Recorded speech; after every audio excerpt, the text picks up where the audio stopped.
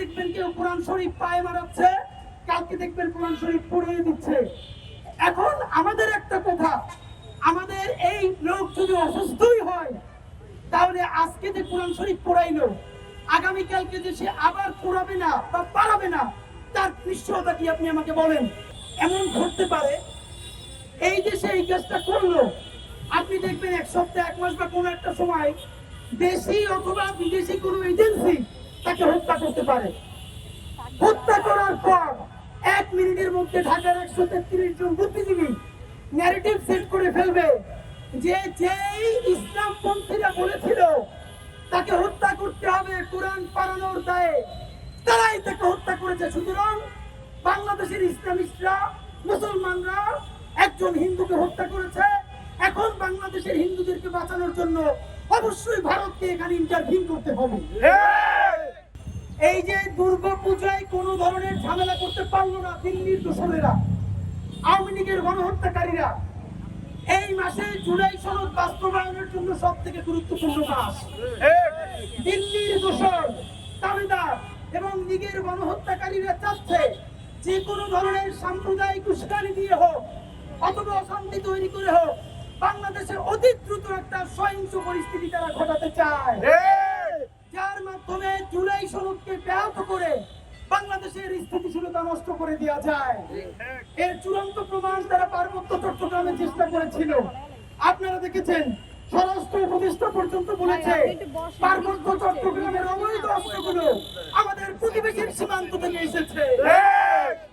বাংলাদেশের দেশপ্রেমিক মানুষদের সহযোগিতায়, আল্লাহ তাআলার অশেষ রহমতে সেই ষড়যন্ত্র আমরা সবাই মিলে মোকাবেলা করেছি। বন্ধুরা, এবার শুরু হবে। আজকে দেখবেন কেউ কোরআন শরীফ পায়ে মারাচ্ছে, কালকে দেখবেন কোরআন শরীফ পড়িয়ে দিচ্ছে। এখন আমাদের একটা কথা, আমাদের এই লোক যদি অসুস্থই হয় তাহলে আজকে যে কোরআন শরীফ পড়াইলো, আগামীকালকে যে সে আবার পড়াবে না বা পারাবে না, তার নিশ্চয়তা কি আপনি আমাকে বলেন? সে যদি অসুস্থ হয় তাহলে সে হয়তো মানসিক হাসপাতালে থাকবে, পাগলাগারদে থাকবে, অথবা সে ট্রিটমেন্টে থাকবে। কিন্তু আপনি তাকে প্রকাশ্য দিবালোকে ছেড়ে দিয়ে আপনি মানুষের কলিজে আঘাত করবেন, তারপরে আমরা যখন তার বিচার চাইবো তখন বলবেন যে অসুস্থ মানুষের সাথে এটা হয় না। তাহলে আপনি আসলে কি চান পরিষ্কার করে বলেন। বন্ধুরা, আমরা অত্যন্ত একটা ব্যাপারে আতঙ্কিত এবং আশঙ্কা প্রকাশ করছি। এটা না হোক, আমরা আপনাদের কাছে দোয়া চাই। এমন ঘটতে পারে এই যে সে এই কাজটা করলো, আপনি দেখবেন এক সপ্তাহ, এক মাস বা কোনো একটা সময় দেশি অথবা বিদেশি কোনো এজেন্সি তাকে হত্যা করতে পারে। হত্যা করার পর 1 মিনিটের মধ্যে ঢাকার 133 জন বুদ্ধিজীবী ন্যারেটিভ সেট করে ফেলবে যে যেই ইসলামপন্থীরা বলেছিল তাকে হত্যা করতে হবে কোরআন পালানোর দায়ে, তারাই তাকে হত্যা করেছে। সুতরাং বাংলাদেশের ইসলামিস্টরা, মুসলমানরা একজন হিন্দুকে হত্যা করেছে। এখন বাংলাদেশের হিন্দুদেরকে বাঁচানোর জন্য অবশ্যই ভারতকে এখানে ইন্টারভিউ করতে হবে। এই পরিস্থিতি তারা তৈরি করতে চায়। আপনাদের মাধ্যমে বলতে চাই, কুরআন কারীম, ত্রিপিটক, বাইবেল, এই সমস্ত রিলিজিয়াস স্ক্রিপ্ট বাংলাদেশের প্রত্যেকটা ধর্মপ্রাণ মানুষের কাছে অত্যন্ত সম্মানিত। আপনি দেখেন এখানের আলেমরা মাঝে মধ্যে অতি কঠোর ভাষায় কথা বলেন, কিন্তু দেখবেন না কোনো মাহফিলে বা কোনো প্রোগ্রামে তারা অন্য কোনো ধর্মের ধর্মগ্রন্থকে আঘাত করেছে বা এরকম বাজে শব্দ চয়ন করেছে। যদি কেউ ভুলেও করে থাকে, আপামর মুসলমান দেশপ্রেমিক মানুষ তার বিরুদ্ধে সব থেকে বড় প্রতিবাদ জারি রাখে। আমি আমার হিন্দু ভাই বোনদেরকে আজকে একটা বিনীত অনুরোধ করতে চাই, বাংলাদেশে কোন মন্দিরে অথবা যত জায়গায় হামলা করার চেষ্টা করা হয়েছে, বাংলাদেশের মুসলমানরা দিনে রাতে মন্দির পাহারা দিয়ে নিরাপত্তা নিশ্চিত করেছে। আমি আমার হিন্দু ভাই বোনদেরকে বলতে চাই, বন্ধুরা, এই যে কোরআন অবমাননা করা হলো, এর প্রতিবাদ করার একমাত্র দায়িত্ব কি মুসলমানের নাকি আমার হিন্দু ভাই বোনেরও?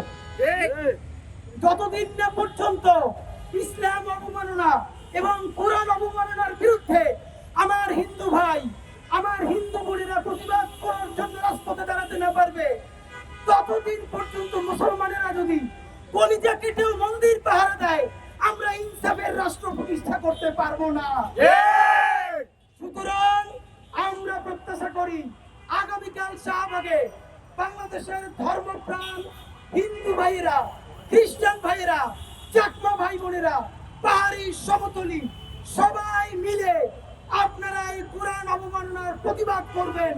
তবেই আমরা বুঝতে পারবো দিল্লির আধিপত্যবাদ এবং গণহত্যাকারী আওয়ামী লীগের ষড়যন্ত্রকে ভেস্তে দিয়ে সবাই মিলে আমরা আমাদের ইনসাফের বাংলাদেশ প্রতিষ্ঠা করতে পারবো ইনশাআল্লাহ।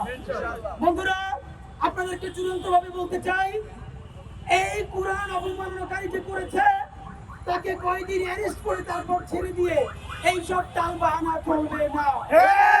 প্রয়োজনে স্বাধীন মেডিকেল টিম গঠন করে তাদেরকে দিয়ে বলাতে হবে, সে যদি বিকারগ্রস্ত হয় তাহলে কতটুকু বিকারগ্রস্ত, তাকে কি বাইরে ছাড়া যাবে নাকি মানসিক হসপিটালে ভর্তি করতে হবে? আর যদি ইচ্ছাকৃতভাবে পাগল সেজে সুবিধা নেওয়ার চেষ্টা করে তাকে দৃষ্টান্তমূলক শাস্তির ব্যবস্থা করে পরবর্তী ষড়যন্ত্রকারীদের বিষ দাঁত উপড়ে ফেলে স্বাধীন সার্বভৌম ধর্মপ্রাণ বাংলাদেশের ইনসাফের বাংলাদেশ প্রতিষ্ঠা করতে হবে।